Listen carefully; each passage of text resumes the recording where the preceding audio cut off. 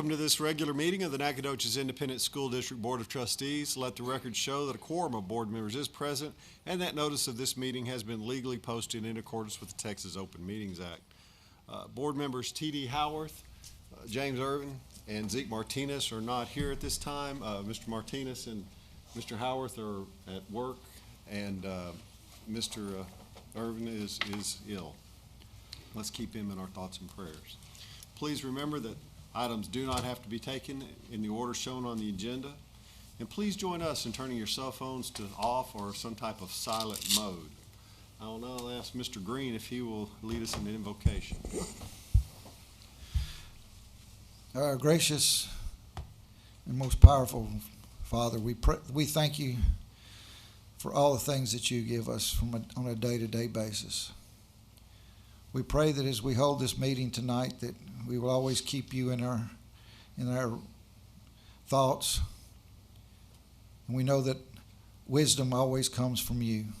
We pray that you will bring wisdom on this meeting and that we can make the right decisions. A special prayer goes out for the people of Paris. We pray that you'll be with them. Let's pray for our leaders, that they will get a sense of urgency about the situation that we have in Paris and in the world. Pray that you'll be with them and give them some wisdom that they desperately would need to be able to make the right decisions. Pray that you will, again, continue to be with our children and make them safe. And these things we ask in your most holy name. Amen. Amen. Will you join me in rising and saying the pledges to our flags? I pledge allegiance to the flag of the United States of America and to the republic for which it stands, one nation, under God, indivisible, with liberty and justice for all. Honor the Texas flag. I pledge allegiance to thee, Texas, one state, under God, one and indivisible. Thank you.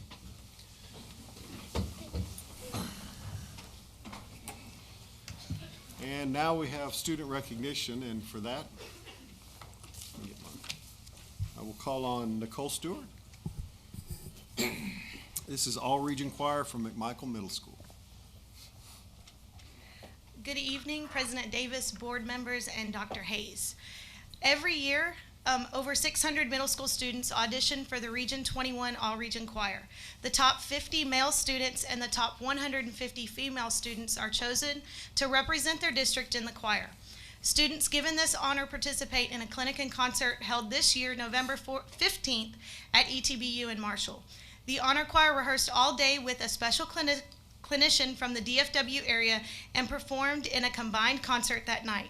The following students from McMichael were chosen to be in the choir. We have a few students that are missing, but I'd like to go ahead and recognize them if that's okay as well. Sure. Kendall Douglas, who cannot be with us, is 4th chair. Tiana Duffield was 6th chair. Cameron Daniels, who is not here, was 9th chair. Tiara Arnold, who was 11th chair and is not here. Kennedy Heath, 14th chair. Leah Lamont, 20th chair. Kylie Akridge, 21st chair, and Joshua Hall, 24th chair. We are extremely proud of their accomplishments at McMichael, and thank you for allowing them to be recognized tonight. Thank you. Thank you. If any of their parents are in the audience, would y'all please rise and let us recognize you as well? Parents?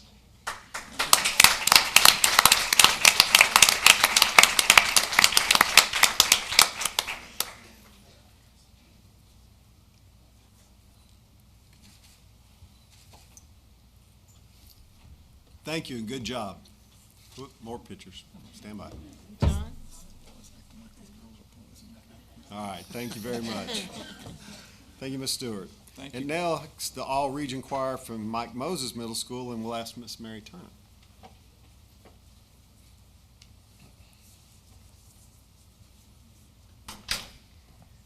Good evening, President Davis, board members, Dr. Hayes. Thank you again for allowing us to recognize our students this evening. I'm Mary Turner. I'm the choral director at Mike Moses Middle School. And I won't repeat what Ms. Stewart just said about the audition process for All Region Honor Choir. I will say that we had at Mike Moses Middle School, we had 3 students who chose to audition, and of those, 1 student was chosen for the All Region Honor Choir, Ms. Shaylin Westbrook here. And I'd like to also point out that as part of the audition process, students had to independently learn 3 pieces, and they had to sight read, which is a complex higher level thinking skill, which we are always working toward. So congratulations to Shaylin, and thank you to the board for recognizing her this evening. Congratulations to you. Ms. Turner, yes. Thank you.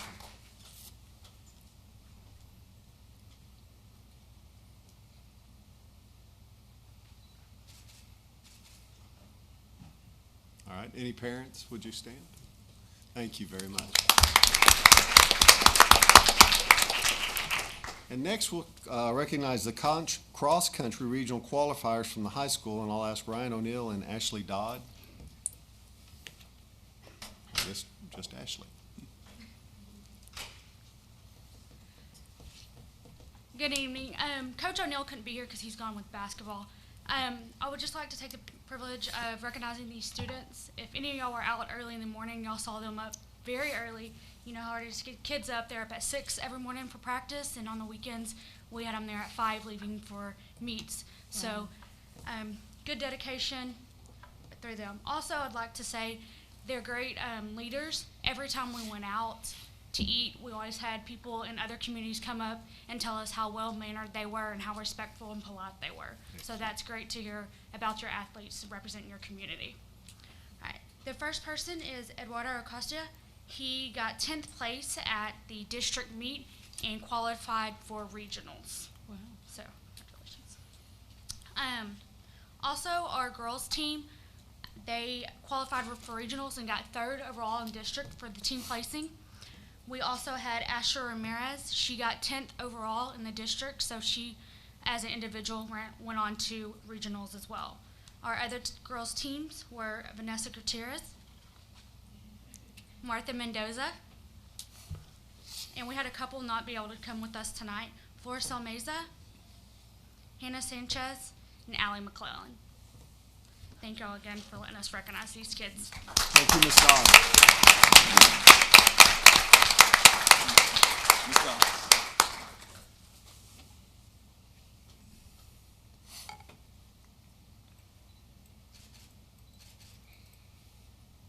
Thank you. And any parents? Thank you very much. We appreciate it. Congratulations, guys.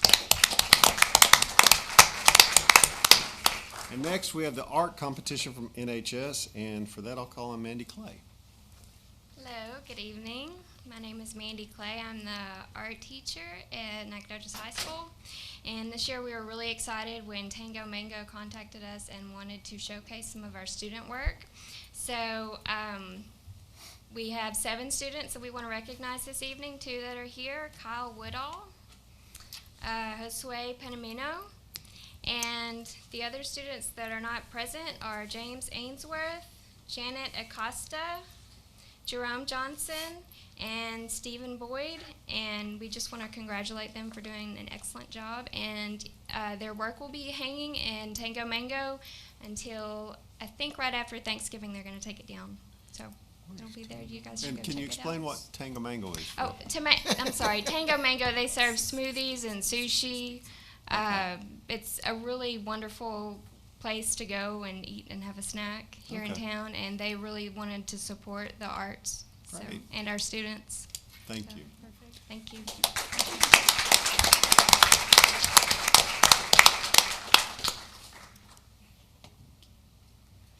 Great. And any parents, if you'll stand, we appreciate y'all coming tonight. Thank you very much.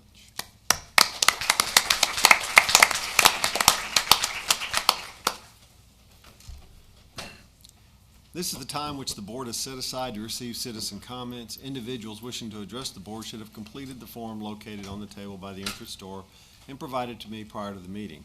Comments will be kept to a maximum of 3 minutes and should pertain to public education. Groups of 5 or more individuals having the same concern should have a single spokesman for the group. Individuals should refrain from yelling, using profanity, interrupting speakers, or engaging in other disruptive conduct during the board meeting, including this public comment time. The board cannot respond to complaints in this open forum, but can inform you of the complaint procedures under board policy. Forms will be considered on a first-come, first-served basis, and the total time allotted for this portion of the meeting is 30 minutes. Mr. Martin will keep time for us and will call it to the speaker's attention where their time has expired. The first person on public comment for this evening is Reuben White. Mr. White, if you'll come up to the microphone.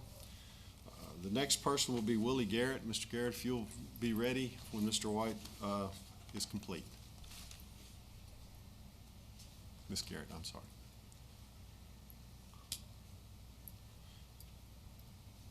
Mr. White, if you'll state your...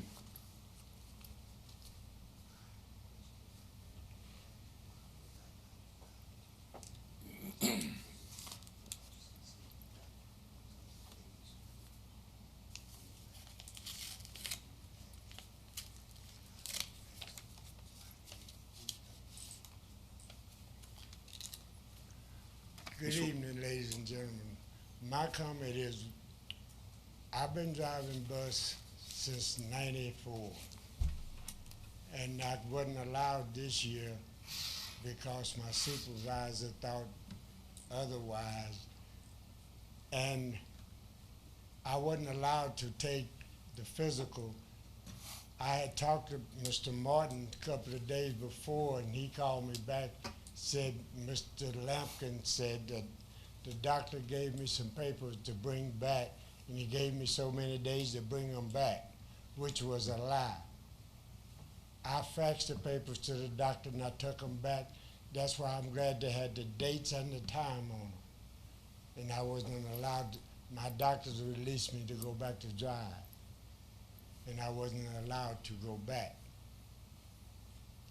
Because then I asked the question, since I can't take the physical, why can't I be an aide on the bus? Well, Mr. Lampkin again got all those things covered. Bad as they need drivers up there, but all that's covered. And this is my comment. This is what I need to know. And I also need to know, why is it when I asked about kids getting on the bus smelling like drugs, they wouldn't do anything about it. But now, kids getting on the bus sagging, with their pants sagging, they kick them off the bus. Which is more prevalent, smoking drugs or showing your butt crack? Kids, they need to get their priorities straight. And that was all I have to say. And I thank you for listening. They need to get priorities straight. Thank you, Mr. White. Ms. Garrett? What was his last name? White. And next up will be Michael Davis. I'm Willie Garrett, and on February the 20th of this year, Mr. Lampkin had Mr. Irvin to call me and tell me to come upstairs. When I got up there, I just had got off my morning bus ride. He said, I've been wanting to do this a long time, as if today you no longer work for the district. I don't know what I done. I said, oh, you fired me? He didn't say nothing. I said, you fired my granddaughter, you fired my daughter, now you firing me. What about us you don't like? He didn't say nothing. And he had Miss Tanya sitting there beside of him. I said, she won't say nothing to you unless he's around. I don't know what I done to get fired. He suspended me for 3 days for something that I didn't do. Mr. Lord Walker got my days back, my hours back. They paid me, and he took it off of my record. I don't know what's on my record, but whatever it is on my record, it's not supposed to be there. because I don't know nothing that I done to get fired, and I would like to know what it was that made him fire me. That's all I got to say. Thank you. Thank you, Ms. Garrett. Mr. Davis? Michael Davis? Mr. Stephen Wright's next. Good evening. My name is Michael Davis. I'm here on behalf of the Student Transportation. I've been driving school bus for about 18, almost 20 years. Never had an accident of any kind. Mr. Lampkin came in and told me before school ever started that he didn't need my help anymore. And I asked him why, and he said, I don't have to have a reason why. So he let me go. And we had a meeting with Mr. Burden about the whole situation, me, 15, 16 other drivers, and nothing was done. Mr. Lampkin also stated in Canton, we do bus rodeos. That's where you have competitions just geared for schools. And Mr. Lampkin told us in Canton, if he ever got a position in Nacogdoches, that he would come in and clean house. And I'm pretty sure everyone in here know what clean house means.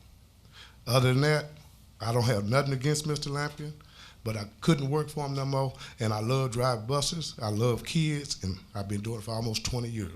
And something needs to be done because I feel like I've done nothing wrong. And he told me that he ain't got to give me no excuse why he don't need me no more. He just don't need me no more.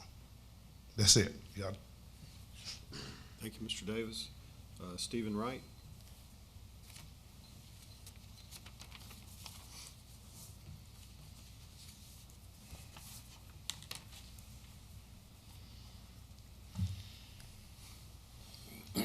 Good evening, Dr. Hayes, President Davis, members of the board.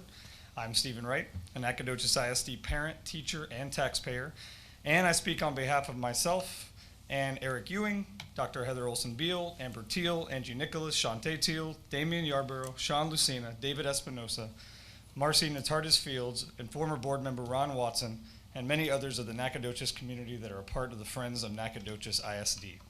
Recently, due to a lack of proper funding from the Texas legislature and major local facilities needs, the Friends of Nacogdoches ISD had worked very hard to promote yes votes in this past November bond election.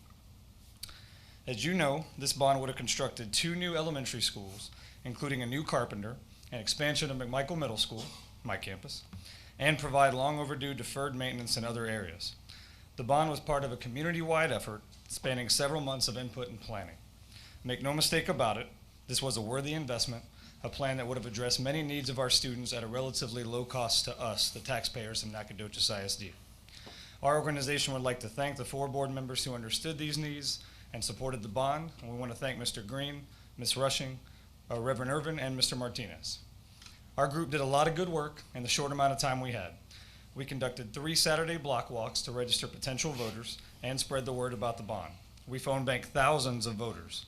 We presented to dozens of organizations on the facts of the bond. We raised money to print flyers, make and distribute yard signs, and advertise on Facebook and in the Daily Sentinel. We spoke to our neighbors, our colleagues, and friends, worked with PTAs, and even tabled and held vote yes signs outside at the Nacogdoches High School football games. We had a lot of support and did some great work, all in transparent fashion, never hiding who we were. Some of us have received threats to silence us, been accused of inciting division, and have endured many other forms of slander and untruth. Despite all this, we had one goal: to make sure our students and our children had the basic facilities they need to acquire the best public education our school district could offer. Unfortunately, even after increasing our vote total from around 900 in the previous bond election to almost 2,000 this time around, it was not enough. The bond failed, and in our opinion, we failed our kids in the process. But we can't give up and are ready to move on, and our children need us to. Many bond opponents, some of the current board members included, claim they oppose this bond, but we'd be open to future bond elections. The Friend of Nacogdoches ISD stand ready to hold them to that promise and look forward to being a part of that process. We've got a great network of supporters, 500 yard signs, and the will to continue to do what's right for Nacogdoches ISD students.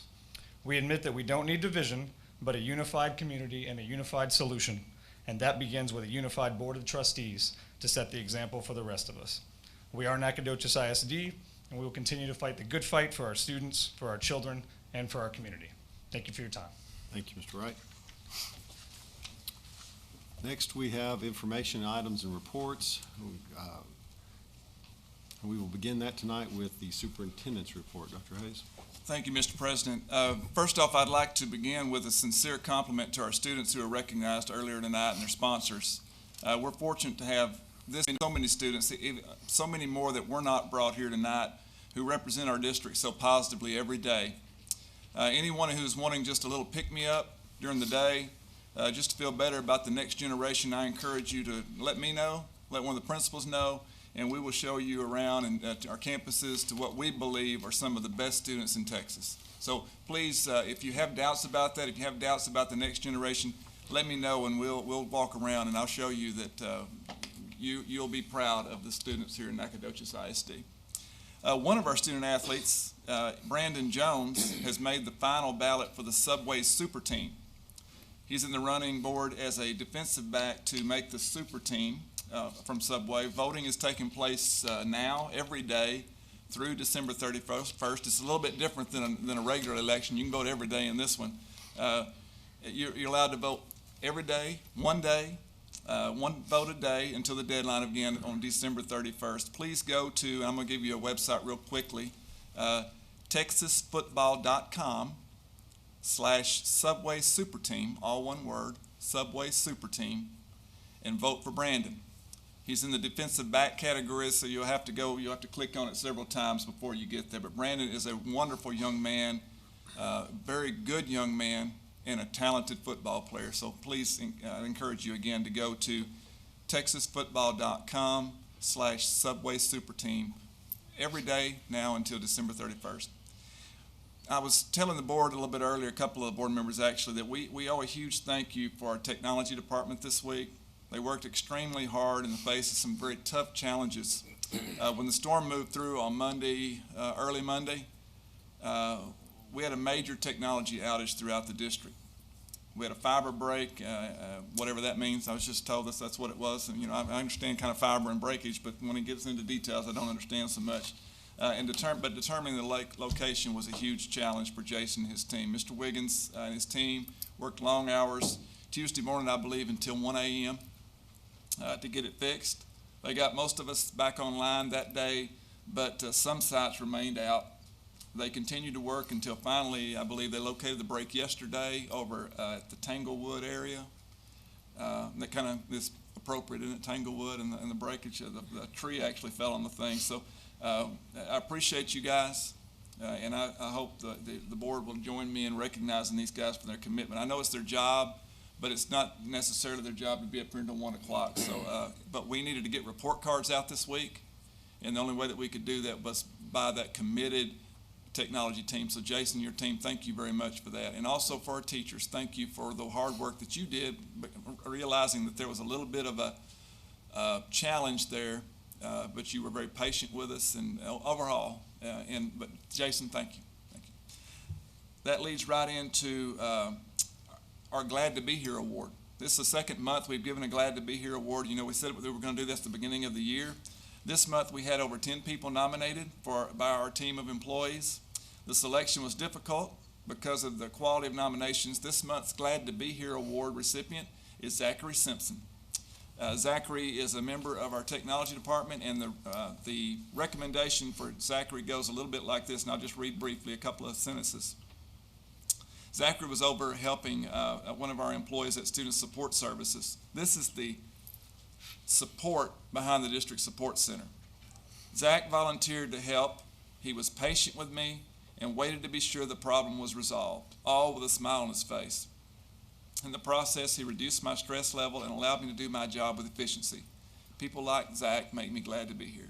So, Jason, I know he's on your team. Zach Simpson, Glad to Be Here award recipient for November. So, finally, board members, in your folder this evening is a publication that several of you had requested entitled The Board. You'll be receiving, I believe, this twice a month based on what we were informed of. Some of the information is really irrelevant to your service because maybe it deals with a larger school, but most of it is in perfect alignment with your role that you have chosen for our district. Please take the time to read certain portions of that. I believe that you'll find some of them very interesting. There may even be a few things in the publication you disagree with, but I always find that when I disagree with something, I grow the most when I read that. And I hope that you will read those and get something out of it. This concludes my report, Mr. President. Thank you very much. Thank you, Dr. Hayes. Next report is our facilities update, and for that, I'll call on Mr. Ralph LaRue.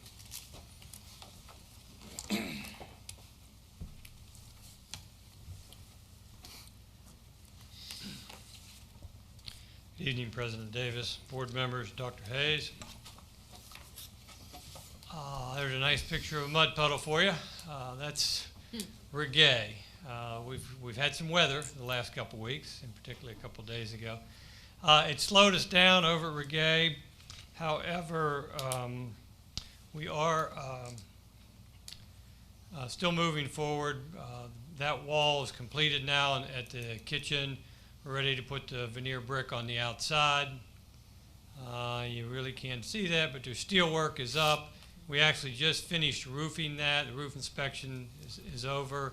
So it's now under roof at Reggae. The framing crew will start tomorrow, framing up walls on the interior, so it'll start to shape up to look like something. It's a little tricky getting in and out of the site to get back in there, but we got their materials back in by hook or crook, and again, the framers will be able to start framing up, so we're real pleased with that progress.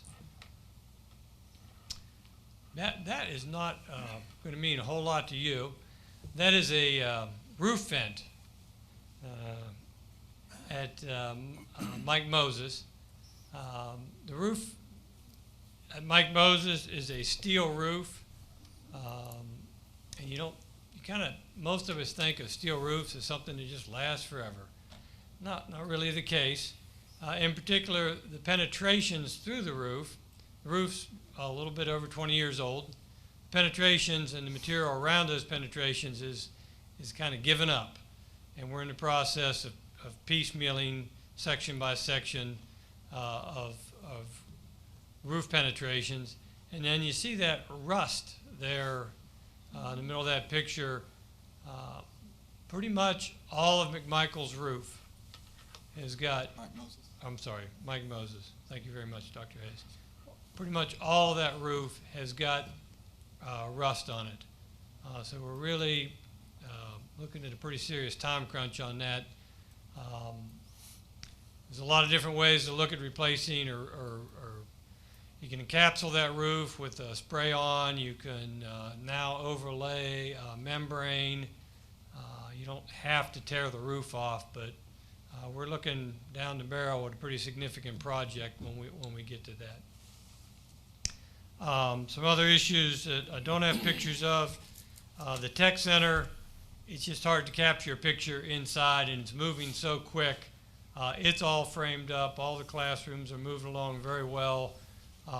We feel fairly certain we can get moved in by the 1st of January. Oddly enough, one thing that's going to help us is the HVAC sub is not the superintendent from the HVAC company is not allowed to take his Christmas vacation until the job's over. So he's whipping them pretty hard to get the HVAC, and that's a big part of that job.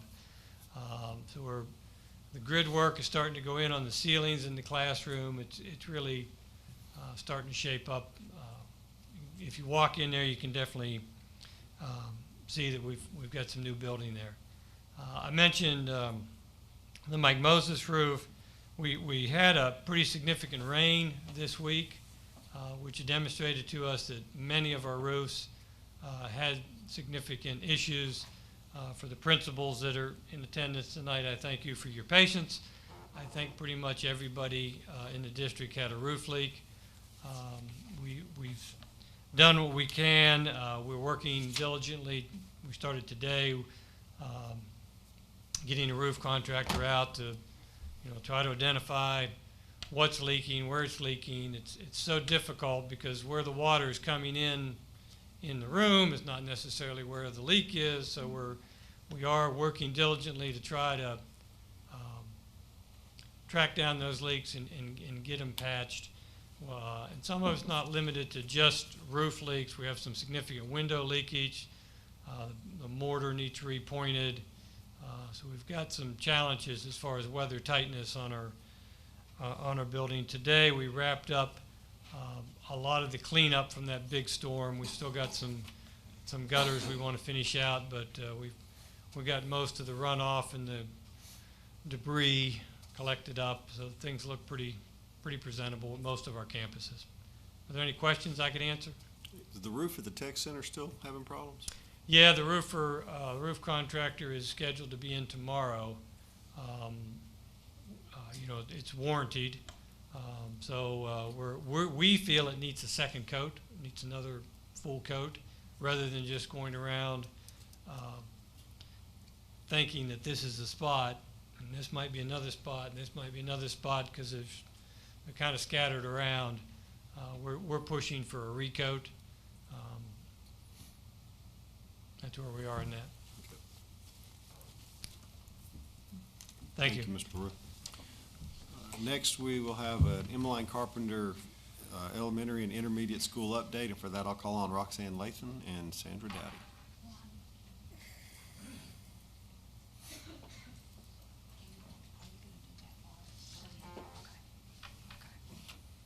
Good evening, President Davis, board members, and Dr. Hayes. We were asked to present an update on Carpenter tonight. Dr. Hayes asked us to provide information specifically on a few questions about Carpenter, which Principal Roxanne Latham will present. Number of students and teachers on each campus. How do you function differently than one big campus, and the advantages and challenges to this new setup that we have. Roxanne? Thank you. Emmeline Carpenter, for the number of students at the elementary campus, which includes pre-K through second grade students. I have 324 students at the intermediate level, 3rd through 5th grade. There's 157 students. 19 teachers for the elementary campus, and at the intermediate campus, we have 13 teachers. The shared staff between the elementary and intermediate campus includes the RTI coordinator, the assistant principal, the special teachers, music, PE, and also the deaf ed teacher and librarian. How are we different from a bigger campus? We have 2 schools on 1 property, and we have smaller classroom sizes. The advantages of our setup is that there's a special focus. Elementary, we focus on early literacy. Intermediate campus is focusing on the STAR preparation and preparing for middle school. The challenges that we do face is the hiring experienced, successful teachers, retention of staff, and continued training for all staff members.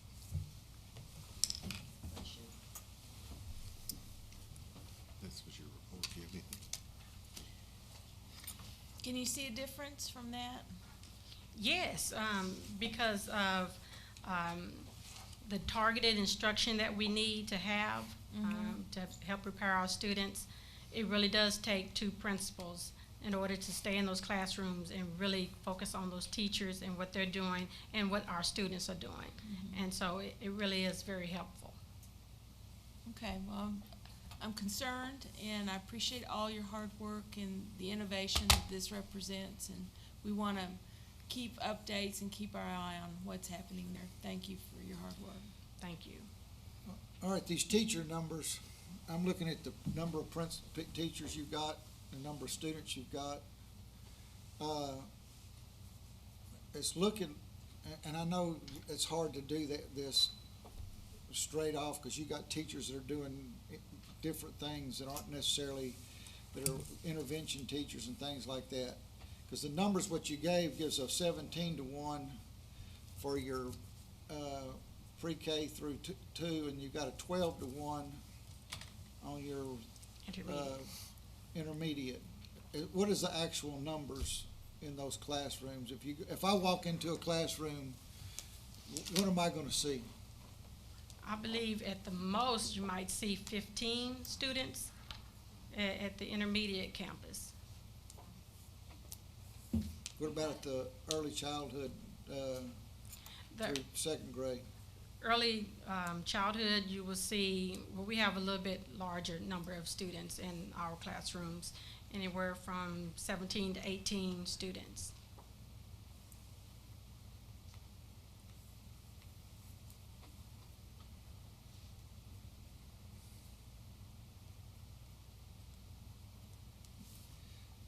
you have any floating teachers or intervention teachers that are working with those in smaller groups?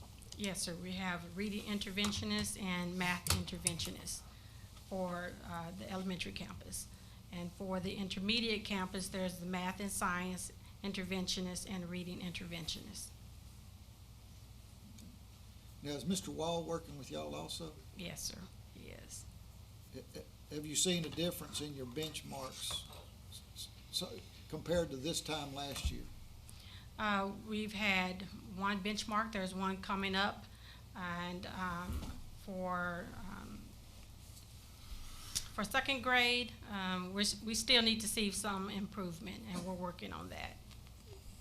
But in some areas, what we're seeing is where they ended last year, we're starting this year already for the points, for the percentages. Like in reading, for example, in some of the grades, we've already seen improvement from last year's scores. Where we ended on some of those scores is where we're starting, so we know that we've made some improvement. We'll have a next benchmark data in 1st of December. 1st of December? 1st of December. So by next board meeting, we'll have an update on the benchmarks? Yes, you're right. Paul, you got that? Anyone else? One of the things, I got one more question. One of the things we really, when that plan came into play, was the principals getting to know, instead of having to get to know 400 or 500 kids, you were cutting that number down drastically, especially in that third, fourth, and fifth grade, when you're starting to have more discipline issues. Are we finding that we're able to get on top of it quicker? Oh, yes. We've had quite a bit of a turnaround in that area. Quite a number of students who were big behavior issues, were runners. We've seen quite a bit of a big improvement in their behavior. Our students are staying in the classrooms. Our teachers are working with them, and so there's a big turnaround in discipline on the 3rd to 5th grade campus and on my campus also. But honestly, you have more discipline issues, and you still have discipline issues with younger kids. Oh, yeah, we still have discipline issues, but yes. They get to be a little more drastic in by the time they get to be 4th and 5th grade. But it's been a whole lot better than last year. We have the same AP that was on that campus last year. And just from speaking with Ms. Barnes about what went on last year and what's happening now, I mean, it's a whole lot better. We have more manpower. And then on top of that, we're doing some focused training on discipline in the district and helping. Well, that was kind of the idea of the plan, was to increase manpower and And we're providing training. Have you had feedback from the parents? I mean, Yes, parents are a lot happier with the changes. They feel welcomed on the campus versus some issues from last year. And so we've had good turnouts at our campus events, and our parents are very pleased with the changes. Ms. Rushing, it's, I think, important to note that we do have some Carpenter parents who are here, I believe, who came to hear this, and I saw them nodding their head when that was going on, or at least one parent nodding their head when that was asked, so. are you seeing, you agree with this? Yes, I do.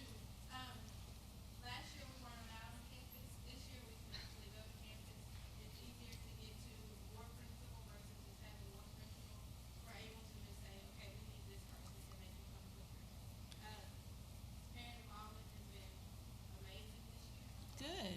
So I think that's one of the first steps to making it a better campus is to get parent involved. So that is happening. You're right about that.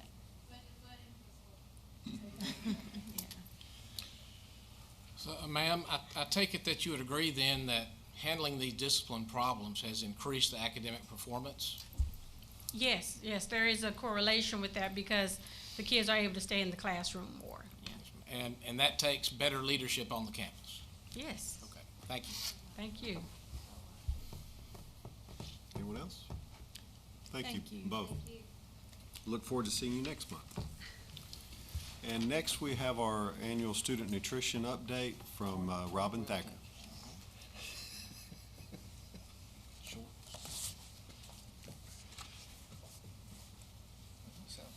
Good evening, President Davis, board members, and Dr. Hayes. I'm here to just kind of update you on their department for this, I guess for last school year, actually. Okay. As you know, these are the programs that we participate in, the actually National School Lunch Breakfast Program, the After-School Snack Program, which helps all of our intervention classes after the school day is ended. We can offer a free snack so that they're not having to come up with that money. Summer food service program in their USDA foods, used to be called commodity. And then these are the meals that we have served in the 2014-15 school year. As you can see, over 1.5 million meals for the whole entire school year. Summer meals that we've served are 45,197. So I'd like to see that number a little bit bigger, since we have a population that we're trying to help make sure that we feed and everything. So, and then points of interest, the Fuel Up to Play 60 kickoff for the middle schools we had this year. And also it was our year, we were so lucky to have the Texas Department of Agriculture come in and audit our program, and they found out that we knew what we were doing, and we were doing everything to their specs, and so we did a good job. Good. So, is there any questions? Anybody have any questions, Ms. Thacker? Congratulations on a good audit. Well, thank you very much. Good job. Thank you. Okay, next we go to our consent agenda, and unless removed from the consent agenda, all items will be acted on with one motion. If there is a board member who wishes to discuss an item on the consent agenda separately, please indicate the agenda letter, and it will be set aside for further discussion and a separate vote. I have one, B1, budget amendments. C 3 through 6, and H. C 3 through 6. So let's just pull C. And H? Yes. Okay.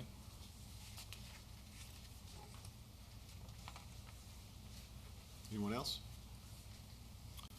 Okay, with the exception of B1, C 3, 4, 5, and 6, and H, can I get a motion?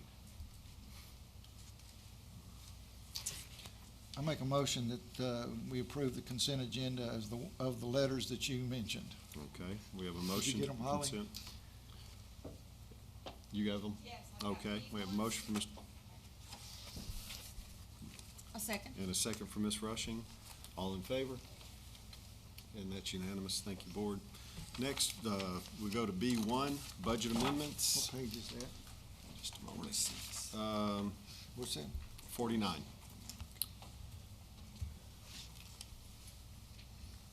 And I would like A to be explained. Budget unused funds from prior year to pay for buses. Just explain that. What happened? We ordered several buses last year. Right. And had them in the budget. 2 of them were not delivered until this year. Uh-huh. So, they have to be paid for this year. Well, since they weren't paid for last year, the funds fell into fund balance, and now we're pulling them back out so they can be paid. Okay, and is that amount represents 2 buses? I believe it is. I'm not absolutely sure on that, but I believe it's the dedicated buses. Okay. All right. Okay. Okay. All right. Then I move we approve the budget amendments as presented. I'll second. Motion from me, second from Ms. Rushing. All in favor? That's unanimous. Thank you, board. Next, we go to purchases over 10,000, and the first one is C3, SFASU Math Education. Yes, and I watched the videos on this, but I would like to maybe take these one at a time and understand a little bit more about them, and let the board understand a little bit more about them, because personally, since the short time I've been on the board in May, it just seems like there's an awful lot of money spent, extra money spent on instructional and extracurricular type training of all different shapes and sizes. And to that extent, I think we owe it to ourselves and our constituents and the board in general to know and learn a little bit more about these specific amounts of monies that you're asking for, some very significant in each particular. So I would just like to take them one at a time and have whoever's responsible for them tell us a little bit more about them, and we can ask them some questions.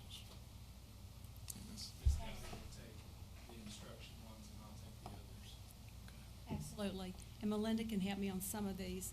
SFA's University Math Program, we have a team of professors that we've met with to provide more instruction or help with especially our elementary teachers. This is focused on our elementary teachers, primary through 5th grade. We find that most teachers in elementary are more inclined to be specialized in the area of language arts. Math is always a critical area that we're lacking in skills, and so we have got to focus in on training our teachers to know how to target for specifics on the STAR test. That's where we're finding that we're not where we need to be. Our scores are not where they need to be in math. So this is providing ongoing training all spring.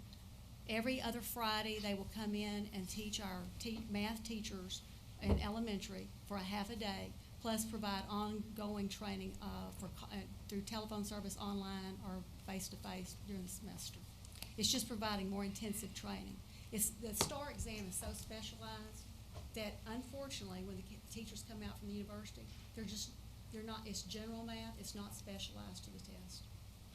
These folks coming from SFA are connected to the STEM Academy over there, or the STEM program? They're part of that, yes, they are. Some of them are in that area, and some are not. But we have a team coming in that we met with specifically.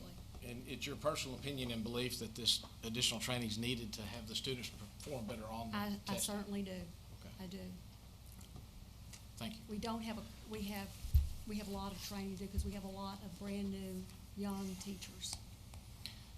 To the extent that some of the teachers are coming out of SFA and being hired, and SFA has its own STEM program, is there a curriculum for the teachers at SFA that are coming out and graduating to already kind of have a mindset in that area?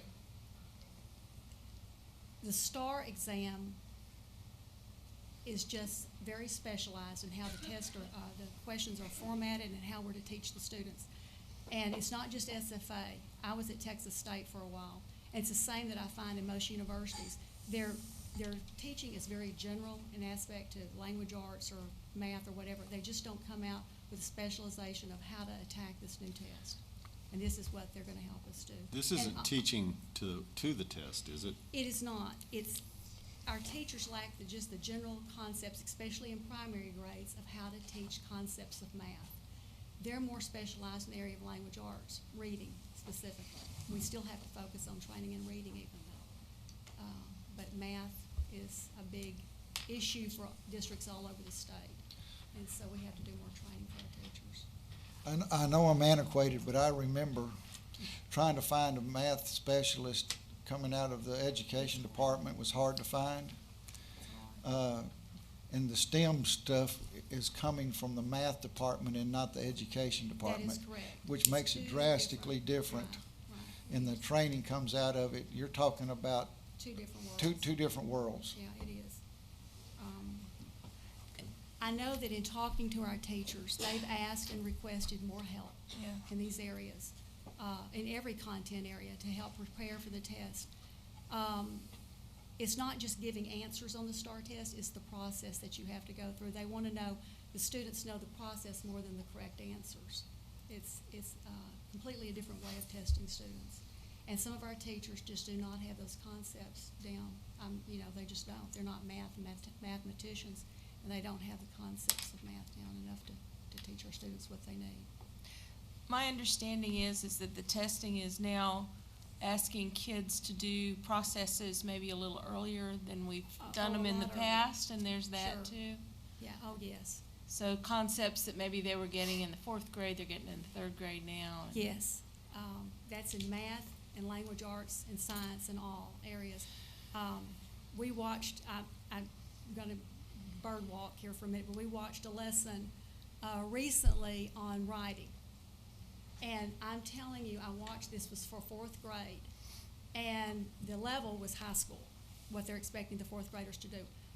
A whole group of educators sat in the room, and we thought the teacher, personally speaking, we thought the teacher was going on the wrong route. She's doing exactly what she's supposed to do, to take a narrative reading, write a personal experience in a narrative format, and then turn that into expository at fourth grade level. It was very high level, but that's what will be expected on the writing test this year. And so we have to go back and we have to retrain our teachers, because this is a level that's far above what fourth graders normally have to do. That's more of a high school level. So we are having to take all our teachers through that specialized training, because that's not what their norm is. And it's, TEA will say it's not formula writing, but it is formula writing. There's specific pieces that have to be in that writing. A little kid can write this little heart out and do a great piece, but if they send it in and they don't have these specific requirements in it, it won't count. So we have to make sure we hit all those targets, and that takes training for our teachers. It takes people at the state level that have been trained under the TEA new guidelines and testing and all to know how to deliver that. Well, if your teachers don't understand it, your students won't. You're right. You're right. Thank you. Can I get a motion? We're gonna do each of them separately? Yeah, we'll do each one separately. I move we approve, what's the agenda, C3. C3. I have a motion from Ms. Rushing. Can I get a second? Second from Mr. Green. All in favor? That's unanimous. Thank you, Board. The next is C4, TEK Sing Towards Star. Right. Teaching, Houghton Mifflin, and mentoring, all of those items. Teaching Towards Star is more an assessment component for STAR, preparing our kids for STAR and EOCs. And I'll just talk about all, and they're all materials that are in line with the STAR or the EOC exams. They have formats that formatted like the test, so our kids can practice actually taking some of these test items before the test. That's what most of these are. So it's all about assessment and practice of the test in different formats, so they'll be prepared. We find that especially at-risk kids, you can teach all day, and it's very difficult if you do not practice how the test is the items are tested. They can't bring that level of sophistication from the lesson they learn to the testing without practice. Yeah. So that's what these items are for. And why is that one so large in amount? Teaching toward, it's, Melinda, do you remember the exact on that?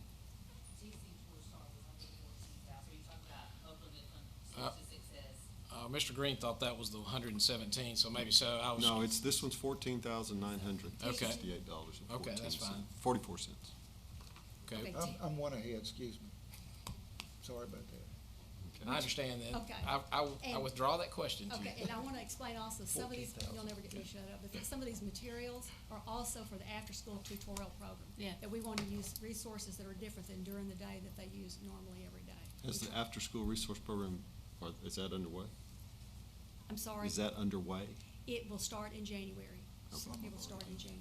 Some have already done it. Carpenter's got it going. Some have started on their own without transportation, but we'll start actually in January for those students that are more at risk, that need extra help, time on task. Okay. And for C4, can I get a motion? I'll make a motion.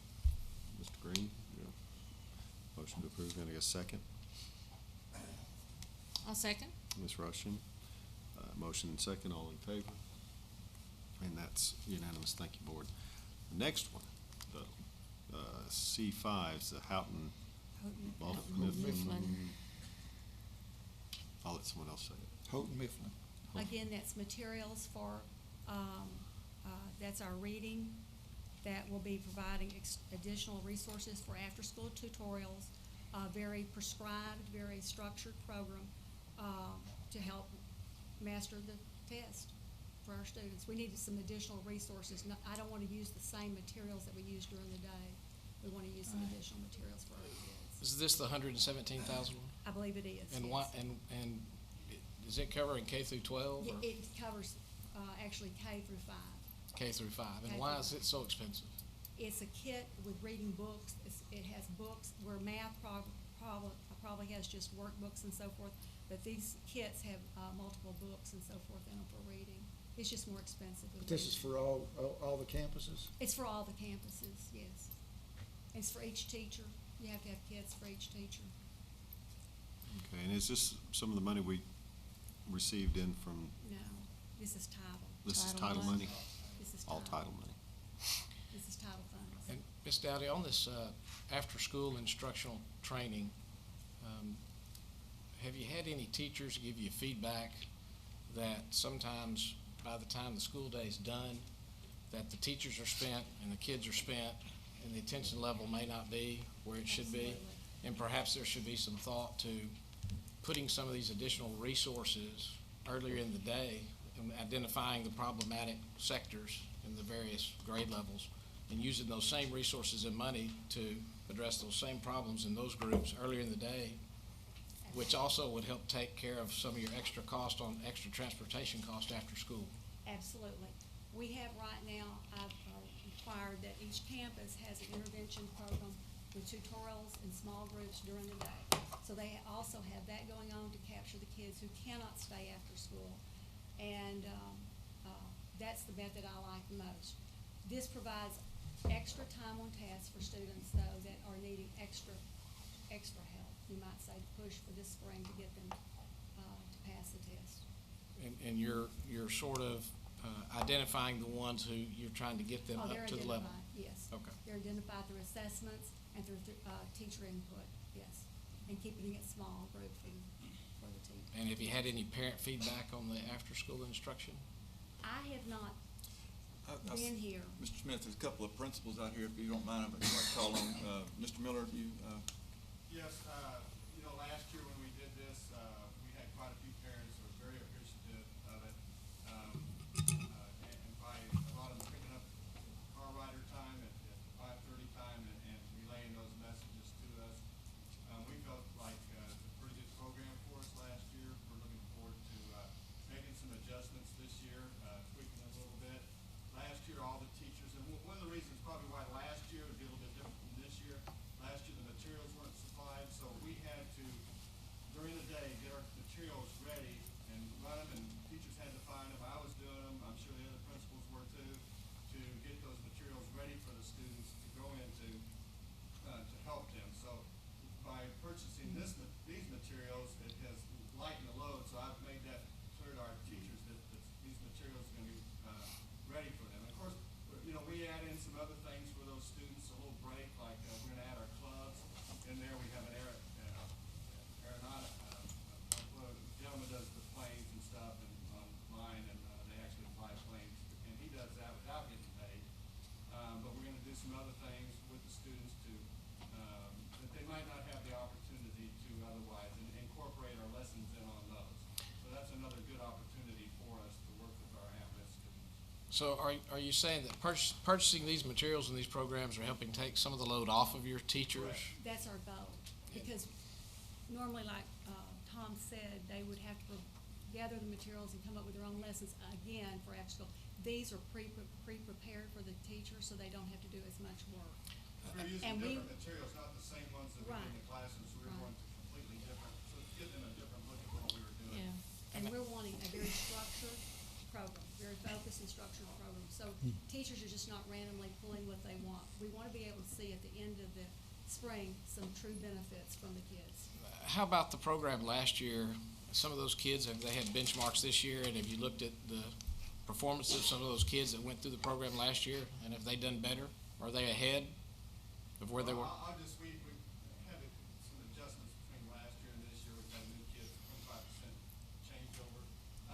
But I'll tell you this, without the program last year, our scores probably would not have been as good as they were, so we could focus in on that, and it probably helped get us over the bar on that. Especially with our African American, that really helped push us over students, and that kind of pushed my campus through on that.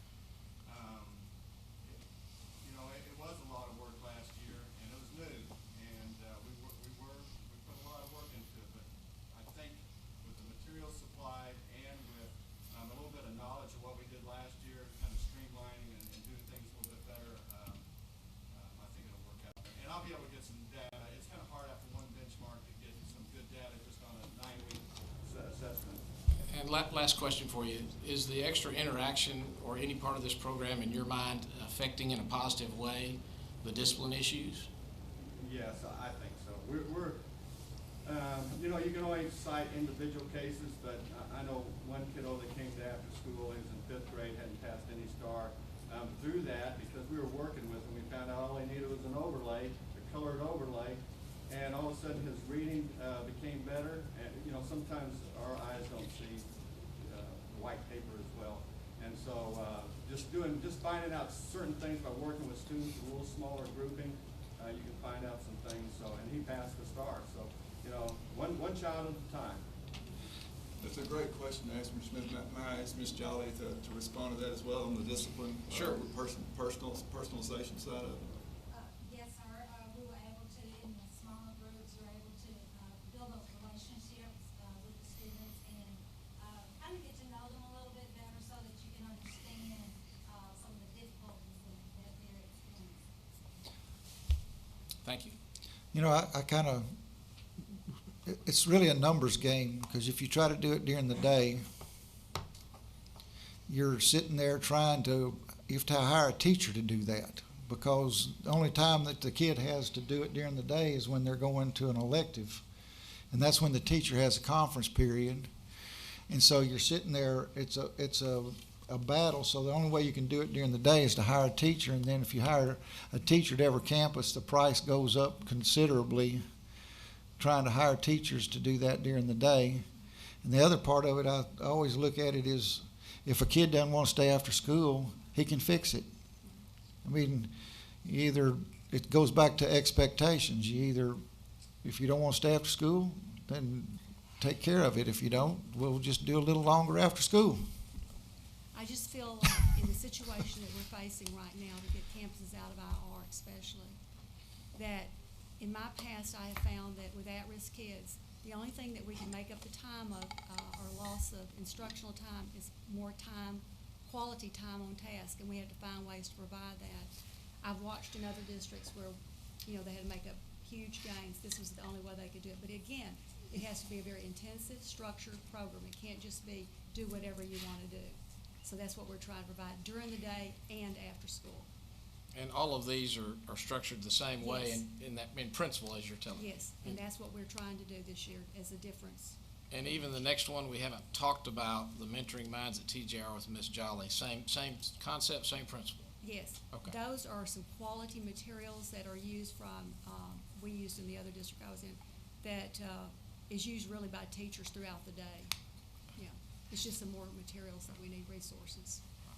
So basically, we've got to give our teachers the tools they resources. need Yes. to do what they need to do to get the kids ready for the test. We're currently looking at more math materials. That's where we're probably lower. We've got a lot of language arts, but we needed this extra for the after-school. We'll be looking at some additional materials for summer school, but math is an area, because they've changed the math tests. They're so limited out there in the state with resources for the teachers right now. Right. So we're constantly looking for better resources for our teachers. Yeah. And we want to involve them. We involve them in horizontal and vertical team meetings to ask them, not us coming to them and telling them what they need, but asking them what resources are working for them, so we make sure we're making that consistent throughout the district. That's good. But I would say all those we've discussed tonight, because of our low socioeconomic, every one of these are coming out of Title I money, aren't they? Most of these are, yes. Matter of fact, I don't know what's not. Yeah, all of these are at Title I that I'm looking at. Okay. Does anybody have a motion concerning C5? I move we approve item C5. We have a motion, thank you. Can I get a second? And a second from Mr. Green. All in favor? That's unanimous, thank you, Board. And last is C6. I think you touched on this, but. I'm good. Okay, can I get a motion then concerning C6? I'll make a motion, C6. Mr. Green, and a second. I'll second. Ms. Rushing, all in favor? And that's unanimous, thank you, Board. Last is H. Mr. Russell. Yes, I just wanted to hear a little bit more about what that was for. That'll be me. Board, if you'll look on 1118 in your board book, you see a 1118? 1118. 100, yeah, 1118. 1,018. You'll see a PowerPoint presentation. Before construction on the stadium began, Dr. Hayes asked us to put together a turf replacement plan so that we weren't having to pay to replace this turf all at one time.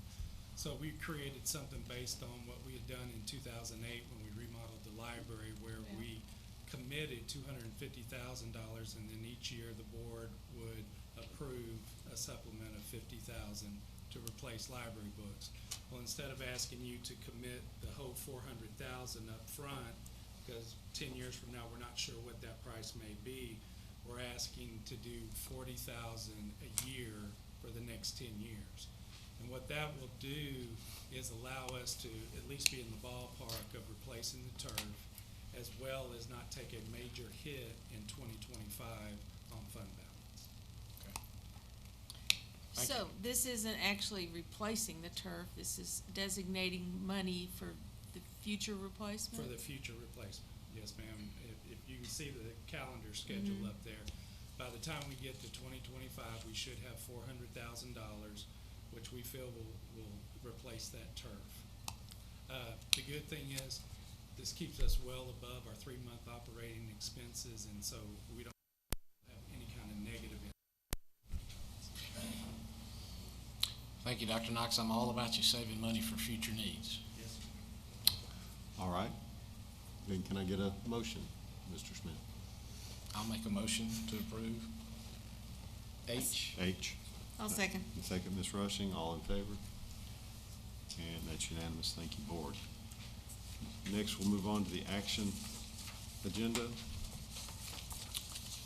And these items will be acted on separately. The first one is consideration of and board action of annual school district audit for 2014 and 2015. And for that, we'll call on Ms. Barber.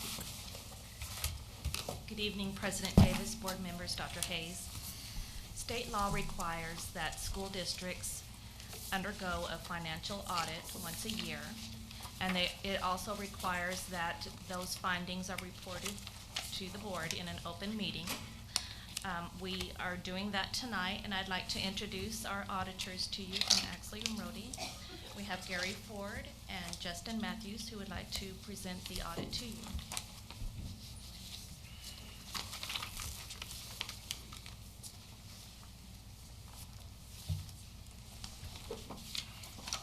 And I'm Gary Ford. This is my first time with this district. And this is Justin, just in case you didn't know one from the other, it's his first time as well. So in the past, you saw my partner Eric Carver here before you, and I'm sure he's in this meeting somewhere tonight. He's over here. So if I don't know a little bit about the history or anything, the district that you may have a question about, Eric has graciously volunteered his time to help us with that. So first of all, thank you very much for employing our firm to be your auditors. We appreciate the confidence that you have in us. Appreciate the work that the accounting staff, the CFO, and everyone has done. We thank you very much for your cooperation. As Lisa said, this is required. And likewise, what is required is that I make some communications to you, and I'm going to be very general in my speech. Justin conducted the audit. He is my partner-elect. He's very experienced on school audits, and he actually handled the field work on this. So he knows the specifics of these numbers and the report that you have and have had in front of you for much better than I do. There's 71 pages in this thing. It's enormous. It's a big report. It's a good report. The purpose of an audit is to express an opinion on the numbers that are in the financial statements, to determine that they're fairly presented and are in accordance with generally accepted accounting principles, except in the United States of America. And to get to that opinion, we conduct our audit under standards, audit standards generally accepted in the United States of America. Our opinion this year Good news, it's unmodified. That means that's the highest level of assurance that we can place on the statements. That's not to say that every penny is correct. That's not to say that we looked at every transaction in these financial statements or in the books of the district. That's thousands and thousands of those. But we employ an approach that will allow us to express an opinion looking at the information that we do audit. So, other things that I'm required to present to you is whether or not we had any significant audit findings. Pleased to present that we did not. We had no disagreements with management. Everything that we discussed with them, we were eye to eye on. There was no issues with accounting principles, application of accounting principles, or had no disagreement with the numbers. Our adjustments were very few, and what few we have, Justin will probably explain to you in much more detail. From the standpoint of accounting principles, we did have a change this year. Again, I will let him discuss that. Most of you are aware of it, those of you on the Finance Committee. There was a change in accounting principle this year. It's called Government Accounting Standards Board Principle number 68, which basically required school districts and other state and political subdivisions to put pension liabilities on the books. This is new. You haven't had this before. It's always been there. It's just never been on the books. And again, I will let him go into the specifics of that. But we didn't consult with any other auditors. Oftentimes, we may run up against something in an audit that we may require a second opinion on, or you may even ask for a second opinion on. To my knowledge, none of that was done. We conducted the entire audit ourselves, and we did not ask for any outside, or did you ask for any outside audit opinions.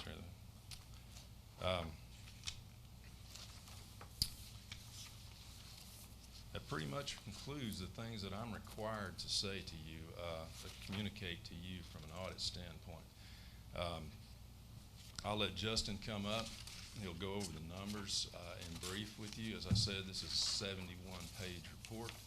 If you have any questions, we'll be glad to entertain them, but if you could hold those until Justin goes over the numbers, I'd appreciate that, and then we'll together address them for you. So, Justin, your turn. Thank you. As I was introduced, I am Justin Matthews. I was the auditor in charge of the engagement. I'm making sure I can be heard. I love the sound of my own voice. Most of the topics that Gary really just addressed with you come off of one of the letters that I have handed you. You've got 2 letters and a big green packet. The letter he's really been addressing begins with, "We have audited." Now, there's a few items on there that I wanted to address that Gary briefly mentioned. At first, he mentioned the adjustments, that we had some audit adjustments. Every year there are audit adjustments. I don't believe I've ever been on an engagement where there weren't any. Those are attached to the back of that packet. That's the final page. Now, that's 1 page of adjustments. That is, for a school district this size, that is very few adjustments. And mainly I wanted to bring these up because each of these items in the middle of the page, it's a PBC, excuse me. Those are adjustments that were given to us during the audit by the district. So these aren't adjustments that we have suggested to be put on the financial statements. These are adjustments to bring the numbers to actual that were calculated by the district. So this is simply this is something that by the time that the that the trial balance, the numbers that we use to import, by the time we received that, there was just a few additional little items to make. And that's really what those are. Really, we made 3 adjustments, one of which is to eliminate pennies because our software does not enjoy pennies. The final 2 adjustments that are there are the only 2 of substance, one of which is to adjust the property taxes receivable, which is a figure that can't easily be determined until after year-end, after the adjustments have been input. And the final is to adjust the capital lease on the district-wide technology upgrade that we had this last year. That lease, because of the way it was structured, we required a small adjustment to account for the effective interest that's actually embedded in it. Now, on its face, it says it's 0%, but in fact, you have to look at the effective interest there. So those are really the only adjustments we made. One of which is very typical, the other of which is a special case scenario for this year. So I would like to applaud the district because that is phenomenal to see so few audit adjustments in a district this size. Really, Gary's pretty much touched on the rest of everything in that packet, or in that letter. If we want to go ahead and we can move over to the large green packet, the main event. Gary kind of jumped ahead of me here. I was going to very proudly say on page 6 that that's our audit report, our opinion letter, that we did issue an unmodified opinion, which, as we say, that's a clean opinion. They could use some better terminology for that, but unmodified does not mean that there were no changes whatsoever, but it just means that it was clean, that there's no reason to believe that these numbers are anything other than materially correct. Now, I would like to note a few caveats to that. Not everything in this packet is covered under that opinion. Just to be clear, there are a few items in here. The first section of this is what's called the management's discussion and analysis. That is not covered under the audit opinion. That is required to be included in this by governmental accounting standards, but it's not covered under the opinion. There are also some budgetary comparison schedules. We don't audit the budget. We audit the actual figures, so we cannot express an opinion on the budget itself. So those items specifically are not included. All other items are considered to be included in the audit opinion. Everybody clear on that? I imagine you hear it every year. Now, the next item I'd like to touch on is on page 8. This is actually part of the management's discussion and analysis, and I know I just said we didn't express an opinion on that, but the highlights to this, the financial highlights on page 8, really paint a picture as what I want to discuss with you here. Gary mentioned GASB 68, the Governmental Accounting Standards Board 68. I think for years at this point we have been mentioning at this meeting that this is coming. I imagine in the past we've been very gloom and doom about it. We don't know what that number is going to be, and in fact, until this summer, those numbers weren't released. We now know what the impact of them was. So for this year, to record those pension liabilities, we had to make an adjustment.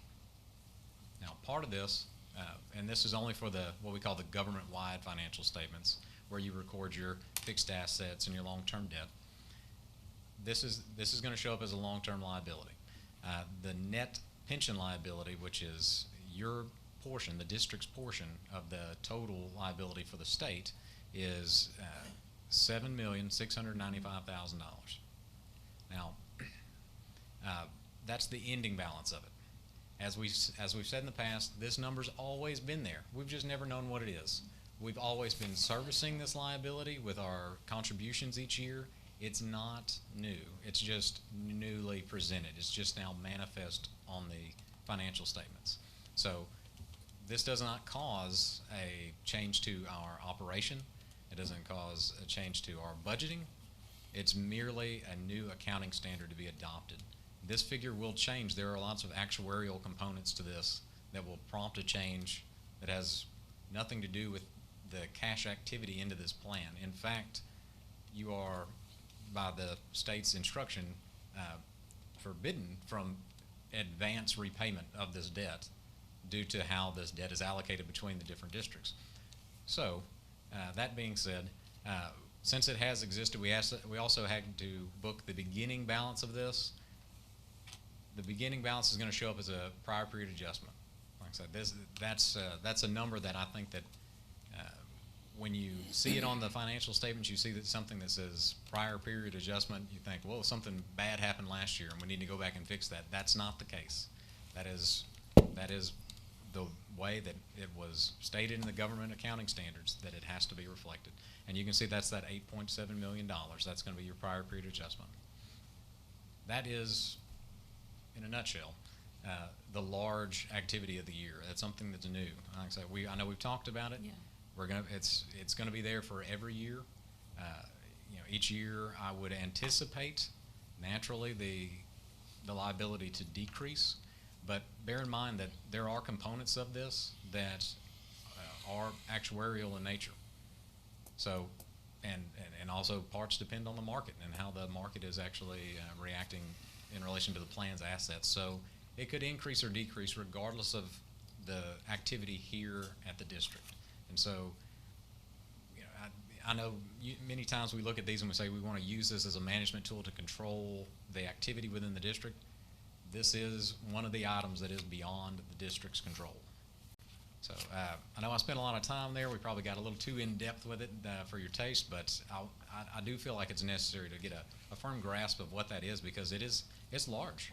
You know, I mean, you have almost $7.7 million worth of liability that didn't appear last year, but it was there, and we have been servicing it. There's no change to the current operation. Is it fair to say that that's just our share of the unfunded pension liability for the? Yeah, that's exactly what it is. That's exactly what it is. There are, the state has stated that it will cover approximately, I believe it's 88% of the liability for the entirety of the districts in the state. This is your portion of the amount that they are not going to cover. Of the 12%. Now, that being said, the state could also decide, after, you know, because it can only obligate itself on a 2-year basis, that in 2 years it could decide it only wants to take 85%, and that's going to increase your liability there. But even in that case, there's no changes to operations that we know of, no changes to budget as we know of. So it's going to be something that is subject to quite a few different factors going forward, and it's nothing to necessarily be alarmed about, because going forward, there's been no identified changes. So, as far as how that's going to actually look on your financial statements, if you look on page 13, I won't go into quite as much depth here, but on page 13, that's where we begin our government-wide financial statements, and this is our statement of net position. I know a few years ago we set up a few new classifications on here: deferred inflows and deferred outflows. There's not been a lot of activity there. I think we probably made a lot more fanfare than we did numbers at the time, but now this is essentially what the preparation was for this pension. So we have some deferred outflows related to the pension, and you can see that on line 1705. There are some deferred inflows for the pension, which is on line 2300. And then there's your net pension liability, which is on line 2540. The deferred inflows and deferred outflows are the attempt by the state, by the state's auditors, to show which items are temporary within that, within the liability itself. So they're not part of the liability. They will, over time, amortize, and they will go away, but they could actually turn the other direction. You know, that deferred outflow could become a deferred inflow by the nature of the earnings in the plan versus what they expected. So these numbers, once again, these will fluctuate, sometimes wildly, from year to year. Nothing to be alarmed about. Like I said, the main thing to remember is that this has existed, but it has no impact to our operations that we know of. On the following page, page 14, there is, at the bottom of the page, the third line from the bottom, there's what's called the prior period adjustments. That's what I mentioned, and it's there. Like, so that's what I'll say about it. We've mentioned it, and I wanted to show you where it reflects in your financial statements. Can I ask? Yes, sir. The pension amount that they're charging us to us is $7.69 million, but the prior period adjustment is $8.7 million. What's the $1 million difference? The $1 million difference, the beginning balance of the liability is the $8.7 million. Actually, that's the beginning balance of the liability netted with the contributions you had made in the prior period against that liability. Essentially, they reclassified items that you had already reported. Okay. So the $7.6 million that is on that's the liability now is the liability as of August 31st, 2014, because that's the measurement date. That's the most recent measurement date. The $8.7 million is the liability as of 8/31/2013. Okay. So that's establishing it and then the ending balance. Then the payment into it, okay.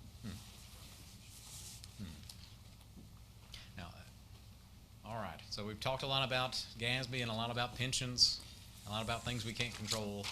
Now we can actually go into the financial statements that we can actually do some managing from.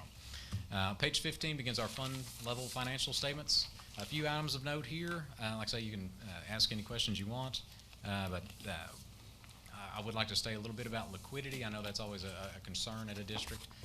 Currently, or as of June 30th, your cash and investments, which are highly liquid investments, so for all intents and purposes, we could look at them as cash. Your cash as a percentage of your general fund balance is about 79%. So that's great. That means that if you needed to utilize some of those funds for operations, you could, and you could quickly, and which is the target. I would say that anything above 75% is a good number to look at. And also your unassigned general fund balance, which is on line 3600, as a percentage of your total fund balance is about 74%, meaning that these aren't funds that you have set aside for any particular purpose. You can see that you have assigned at year end about $4.7 million for construction, which was really something that we had budgeted for in the current year, or in the 15 year, but it didn't occur. It wasn't, we didn't get it completed, so it moved over. It was assigned at the end of the year. So that's actually after that. So unassigned monies it represents about 74% of your available fund balance in the general fund. The unassigned money is the $16,792,000. Yes, sir. But the total fund balance when the budget was done, when the audit was done, was $22,628,209. That is correct. And that is, okay. That's the total fund balance. Okay. And the non-spendable? What is the non-spendable? Non-spendable is your deferred expenses number, which is the prepaid expenses, things of that nature, and inventory. You can't spend inventory. You can't spend money. You can't spend your prepaids because you've already spent it. So they're part of your fund balance figure in total, but it's not usable. Okay, so you have about $1 million in the unspendable, or non-spendable, 4.7 in the construction assigned, and the 50,000 committed. What's the 50,000 committed? Different from the assigned. They both say construction. Yes, the assigned, it's just the difference in the levels of who is able to actually make that judgment. The assignment can happen at the management level. And so that's the amount that was approved in the budget, and since it wasn't being able to spend, it was assigned over to construction at the end of the year. The committed level can only happen by the board. So these were levels, this was something that was committed by the board as of that time, as of June. So the 4.7 wasn't committed by us, it was committed by the administration? Yes, that's correct. It was rolled over into, it's rolled over into. Not committed. It's the assigned. It's meaning that it wouldn't require board action to remove it from that kind of classification. If those funds needed to be used for another purpose, it wouldn't require board action to remove it from that type, remove it from only being used for construction.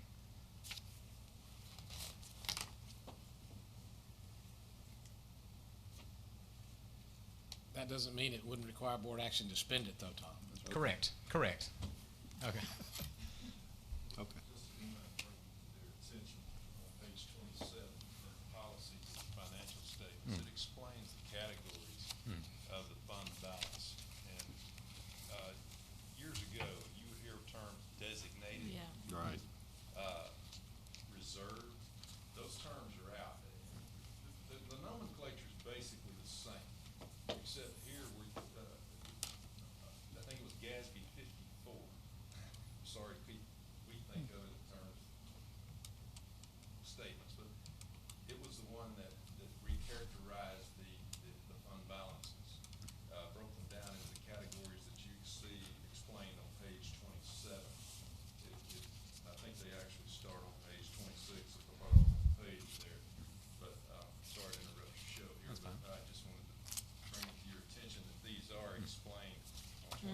27 of footnotes. So, in a prior action we took, setting aside money to be spent 10 years from now for turf replacement, should that be committed? It will be, and that's. That was and- what we were doing there, Exactly. just closing the loop, okay. Yeah, so you'll slowly begin to accumulate Mhm. funds in that exact category. Okay. So we really directed the intent for the 4.7 million. Absolutely. When we approved the construction Well, under projects. assigned fund balance, says amounts the district intends to use for a Yeah. specific purpose and expressed by the school board or by an official body. So, okay, sorry, continue. No, that's fine. That's important. Okay, are there any other questions about the balance sheets? I'm not as savvy with numbers as I am with instruction, so I have to ask a question here. Yes, sir. All right. So unassigned fund balance, we have 16,700 and. Huh? 16 million. $16,792,000. Plus, we have committed 4.7 million for construction. You've assigned. We've assigned It has that. been assigned, yes. So basically, we have about a little over 20 or something million that we have. Yes, sir. On that, the line 3,000, just right underneath there, that says that's your total fund balance for your general fund. And it's $22,628,209.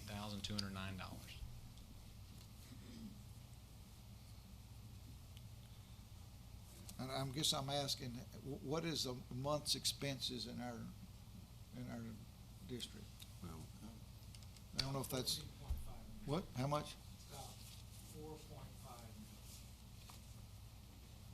3 months is 14.4, and that's what we're required to keep in fund balance. By policy. By policy. But four- 14.4 million. 3 times the amount. So 4 million per month, is it 4.3? 4.3. 4.3 million per month. So you only have about an 8 surplus right now. So we do have we have about 8 surplus right now. No. About 2.3. 2.3. The required is 14 point, so, talking about higher math skills. I got you. We got 47 already committed to. Right. To the construction. I got you. Assigned. Assigned, Got to say the okay. right word or they get I'm you. Take that out. And I wanted to point out that of the I'm getting- assigned of 4.7 million, you have already approved those budget transfers out of fund balance into the budget for this year. And that's what you've seen in all the capital improvement spreadsheets that have been shown in your report. So Right. that 4.7 million has already been pulled out of fund balance. This is part of that reggae, Yes, it part is. of, It's all the construction that has been going on Okay. across the district. It's, we just hadn't spent it at the close of the I got fiscal you. year. I got you. Thank you. All right, any more questions about the balance There's a sheets? reason I wasn't counting that. Okay, if not, the next page I want to look at is going to be page 17. The page 16 there, just so you don't feel like it's left out. It's just a reconciliation between that balance sheet and the government fund. So page 17, this is our changes in fund balance. So this is where you can see what happened to fund balance during the year. As you can see in the general fund, we had an increase in our fund balance of on line 1200 at the bottom. We had an increase in our general fund balance of around $2.9 million. Now, I can say that a large portion of that is due to a settle-up payment from the state. The state changed its allocation to the district during the year for years prior to the 2014-2015 year. So this was something that you can only go on the most available information that you have. So we know that the information that they said that they were going to allocate to us for those prior years was. We believe we recorded it all, but then they changed their allocation for us. And so we got well over $1 million in additional funding from the state, not for this year, but for prior years, and it's recognized now. So that's a large reason. That's a large reason for the increase in the fund balance during the year. And just as an aside here, your general fund balance as a percentage, the ending fund balance, as a percentage of your total expenditures out of the general fund for the year, as of the end of the year, was going to be as approximately 44%. That's around what you had left over. Now, a large piece of that is going to be the construction that now has taken place. So you're maintaining, over a third, at June 30th of your total annual expenditures. So, all right. If there's no questions, there's a few notes I'd like to hit on. Many of the notes that follow are actually just explaining some of the items in the financial statements in a little more detail. Many of them are the same. They've not changed since the prior years, but on page 33, there has been a substantial change. And due to our discussion we've already had about it, I won't go into too much depth, but on page 33, item J discusses the pension plan. This went from approximately 2 paragraphs to a little over 3 pages, just to give you as much information about the TRS plan as possible. So it discusses the actuarial assumptions in the plan, what types of assets that the plan is invested in, and what types of return they believe that they will receive on it. Now, an item in that note that I would like to point out, because I believe it's a good area for discussion, is like I mentioned, these are subject to actuarial assumptions. One of those assumptions is the discount rate, whatever they believe that those assets will get over the next 30 years in the plan. That's how far they look out. They chose a discount rate of 8%, and they are required to present that same liability if they had used 1% higher or 1% lower. And you can see on page 37, at the very top of the page, it shows you that. On that page, it shows you the liability using the 8%, which is our $7.6 million. It says if it was 9%, if you got it even better, it would only be $3.1 million.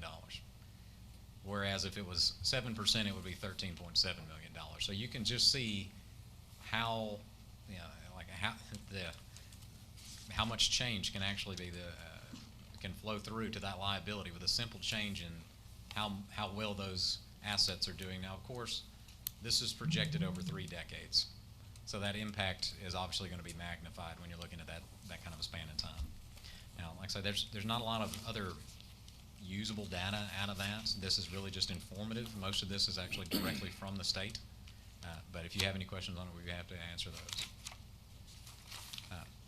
If not, there's only a few more items I'd like to touch on. On page 42, we have our budget to actual comparison that is for the general fund. Now, this is one of those items that is not covered by the opinion, but it is very useful management information. As we can see on this page, I mentioned earlier that we had the increase in the fund balance, a lot of which is due from the prior year settle up. You can see that evidenced on line 5800 by showing just how much more state revenue we got than what we budgeted for, $1.8 million. That's that settle up. We didn't expect it because they told us it was final, and then they changed their mind. The other 2 items really worth of note just on here are going to be that our total expenditures compared to actual expenditures compared to the budget was less than the budget by about $7.1 million. However, it's worth pointing out that our capital outlay was a substantial portion of that, and that's because we intended, the intent was to do more construction, but it hadn't taken place by that point. And so if you back that out, because that has now been assigned at the end of the year, if you back that out, we were about $3 million under budget, which, like I say, is positive. However, we did have one function level item, which is our intergovernmental payments, which is the payments we make to the Central Appraisal District. We were over budget in that category due to the end of the year invoice received from the appraisal district that was higher than what was initially anticipated, and so that item caused that one functional item to exceed the budget. The other budget to actual comparisons are going to begin on page 58. There's not a lot of surprises here. Like I say, these are, you have to show the child nutrition, you have to show the debt service. For child nutrition, the item of note there is we did have one other line item, one other function level item, which is on line 51 that exceeded its budget. The cause here was the allocation to that fund of the district-wide utilities costs. This is something we began only just very few years ago, last year even. So, I mean, this is something that is very recent. And you can see that there were no amendments to that one budgeted line item because this was something that it was the best estimate at the time. So this was budgeted for, but the actual result was simply higher than anticipated. So it's not as if actual amounts are being expended that we didn't anticipate. They were just higher than anticipated. Now, I mentioned that to address some other items that we have in the back of the report. Beginning on page 61, continuing through page 64, are our reports related to what is known as that we have to issue for a governmental or yellow book audit, and also for a federal single audit because the district receives over $500,000 in federal funding. Those reports reflect that any findings that we had in terms of internal control issues or any non-compliance issues, we didn't note any issues of significant non-compliance. However, the item related to those two function level items exceeding their budgets, that's a reportable item. And it's not a compliance issue for the federal programs, but it is a financial statement item that is reported, and we consider that to be, in this case, what's known as a significant deficiency. And that is, it's broken down in a little more detail on page 65, in which it basically discusses what we've just talked about, and the reasons for the items exceeding their budgets. Now, the result of this, what's the outcome of this, is that you will receive a letter from the Texas Education Agency. If this hadn't been in there, if we hadn't specifically noted it as a finding, you would have still received the same letter. Any line item on those budget to actual comparisons that's over budget will result in the same letter. So you will receive that letter. They'll tell you need to adequately amend your budget for these types of expenditures. And in the future, we'll update our estimation process. We'll just try to hit that target better, leave a little more buffer for some of those invoices that could potentially be over what we expect. So that's how we're going to address those issues. Now, as far as the single audit is concerned, the federal audit, no large compliance issues, so essentially that's a clean audit opinion as well. Any questions in general about the big green packet? Back to 58. Yes, sir. On the expenditure side, I see we went over, but up on the revenue side, our estimates on how much we were going to take in were wrong by a pretty significant amount as well. Yes, like I say, yes. We had a little bit less participation overall during the year. We had a small drop year over year in terms of the PEMS data that we were able to see in total student count from the prior year to the current year.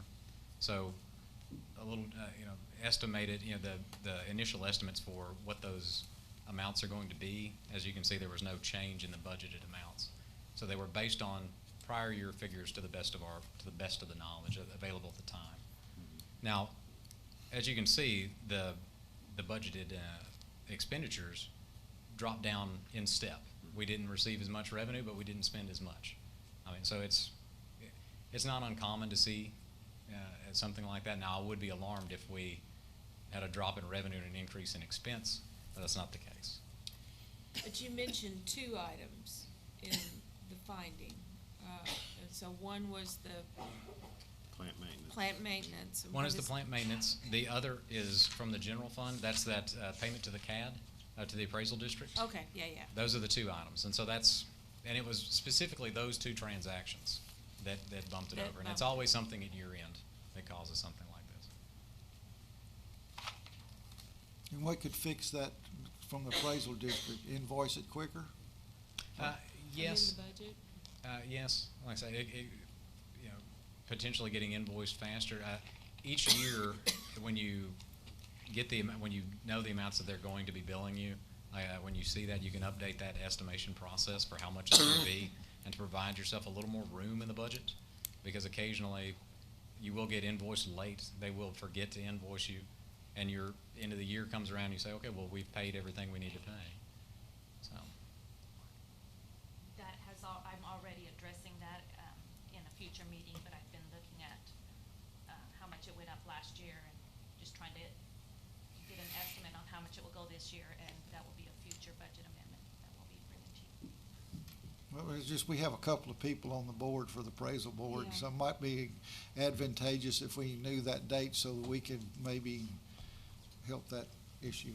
We probably have an earlier close to our fiscal year than the other entities, right? We do. We're the only district in our county that has a July 1 fiscal year. But we're also the biggest district. Yeah. Absolutely. Okay. I imagine if you had a concern you wanted to bring to the board, they would be all ears. Hear that, board? I heard it. Any Now, other- there's one more letter. Most of it actually has already been addressed. This is the letter communicating internal control findings. We've already talked about those. Like I say, it's really just the other formal communication we have to give. I did want to touch on something else that's not in these packets. It's something looking out towards the future. For the past few years, we mentioned, oh, you're going to have to record this pension figure. Well, lucky you, you also get to record in the future retiree health benefits. Yes, so we've been talking about GASB 68. Next thing we're going to be talking about is GASB 75. So that will be something that you first see in your 2018 fiscal year. I couldn't even ballpark a figure for what that's going to be like right now. As you know, as we said that we didn't know what the pension benefits were going to be until the summer. I would imagine it's going to be summer 2018 before we have those. But be aware it will be treated in the exact same way. Any other questions? Can I get a motion from the board to accept the audit as presented? I move that we accept the audit as presented. Thank you, Ms. Rushing. And a second, please. Anyone? I'll second. Second, Mr. Green. Any other questions or comments? Good job. Oh, well, thank you for having us out. We really appreciate the opportunity. It's been great working with everyone. I hope that we can come back next year. Like I say, it's been a learning experience. Yeah. Thank you. Okay, all in favor? And that's unanimous. Thank you, board. We'll remind you that we asked next year, October. Absolutely. Thank you.